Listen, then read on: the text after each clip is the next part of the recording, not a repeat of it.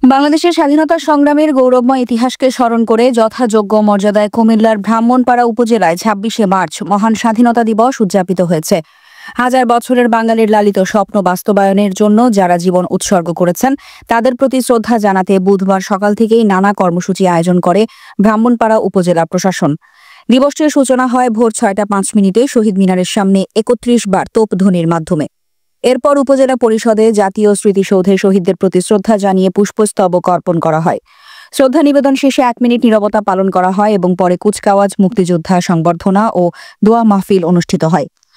অনুষ্ঠানে উপজেলা নির্বাহী অফিসার মাহমুদা জাহানের সভাপতিত্বে উপস্থিত ছিলেন উপজেলা সহকারী কমিশনার ভূমি সৈয়দ ফারহানা পৃথা, মুক্তিযোদ্ধার সাবেক কমান্ডার ইদ্রিস মিয়া মাস্টার, মোহাম্মদ নুরুল ইসলাম, প্রশাসনের কর্মকর্তা, রাজনৈতিক ব্যক্তিত্ব, মুক্তিযোদ্ধা, শিক্ষক, শিক্ষার্থী সহ বিভিন্ন শ্রেণী পেশার মানুষ। এছাড়াও বিভিন্ন সরকারি দপ্তরের কর্মকর্তা সহ শিক্ষক, শিক্ষার্থী, সাংবাদিক ও স্থানীয় গণ্যমান্য ব্যক্তিরা উপস্থিত ছিলেন। শ্রদ্ধা নিবেদন শেষে উপজেলা ভগবান সরকারি স্কুল মাঠে আনুষ্ঠানিকভাবে জাতীয় পতাকা উত্তোলন করা হয়।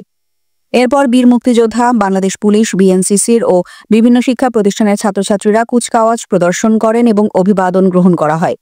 এরপর বিভিন্ন শিক্ষা প্রতিষ্ঠানের শিক্ষার্থীরা সমাবেশে অংশ নেয়। সেখানে জাতীয় সঙ্গীত পরিবেশন করা হয় এবং ক্রীড়া প্রতিযোগিতা ও পুরস্কার বিতরণ অনুষ্ঠিত হয়। গোলাম কিবরিয়া, কুমিল্লা ক্রাইম বার্তা।